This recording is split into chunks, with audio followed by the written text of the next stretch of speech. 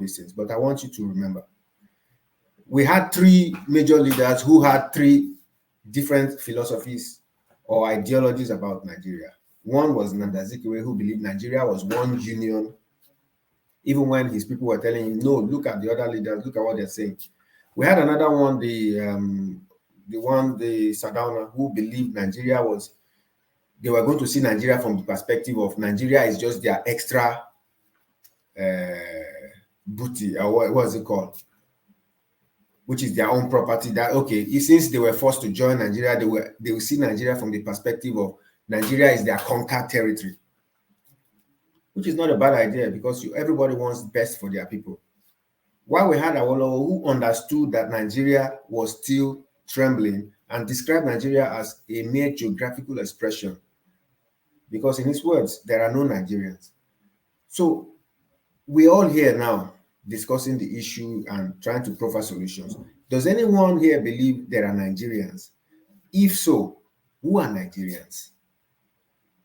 You must first understand the concept of who you are before you start trying to deal with the problems.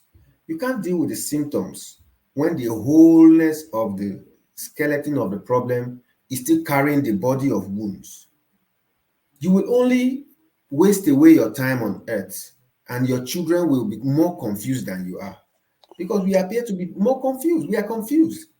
How can we be discussing Nigeria and I hear somebody saying, oh, it's the judiciary, we should fix the judiciary, and somebody says the APC, we should fix the APC, while we know that from the day one, when the British people left here, they handed Nigeria to a particular region, and there was a reason for that. If you read the history, you will know why. Now, when they handed you to these people, they reasoned that these people were more amenable, and the people from the southern part are more educated and are giving them problems. And this is the way of the British all over the world. Even when the slave trade, slaves were not allowed to go to school. There's a reason for that. Once you are learned, you begin to argue with your master. I know some people don't like to hear colonial master, but that's the truth. Exero, you are making complete sense. Not just the British, the Spanish, Portuguese, French. Yeah, it was a collaboration. Of colonizers, yes. If you are more educated, you begin to ask questions and you begin to ask for freedom and you begin to ask for your rights. And overlords never like that. This has dragged us into a war of people. People had a coup. The reason for their coup was because they wanted, please, no, I don't want interruption, let me just finish. Because they wanted to right the wrongs they believed the British had created because of the rhetorics that were coming up from every angle. Don't forget this.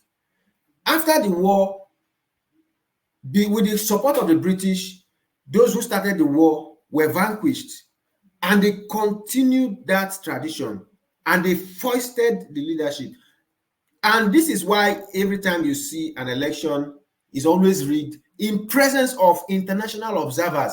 And even when they say the elections were fraught with violence, rigging, and all that, at the end of the day, they've coined a new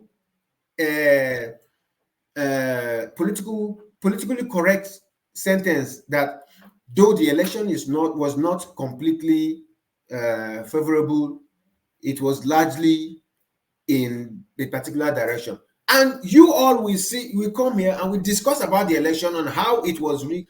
These are not rigged elections. These are totally maneuvered elections to go to that particular direction that the British had put us.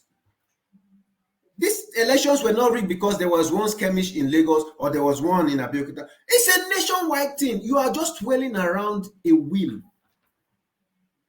The problem with Nigeria is not going to be solved by one person coming out today and saying, everybody come out, let's go on. The skeleton still remains. Over time, we are here discussing why the military is taking new intakes. Where are these intakes coming from? Go and look at the structure of the military today, and you want to go and protest. You will be unalived one time because the skeleton is there. It's going to skew the leadership into one direction. After Tinubu, the power will go back to the original owners. That's how it is designed. It was designed. So if you want to discuss the solutions to your problems, you should first understand the problem in its entirety. Then when you are breaking it down, you have knowledge behind you. We cannot solve Nigeria's problem from the angle of APC did this, they should invest in this. That's not the problem. The problem is deeper than that. Nigeria is a tribal enclave. For us to break it down and solve the problem, we must remove this tribal problem, this ethnic problem. And it has never been removed.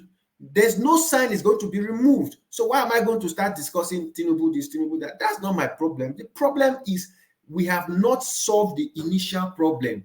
We are only solving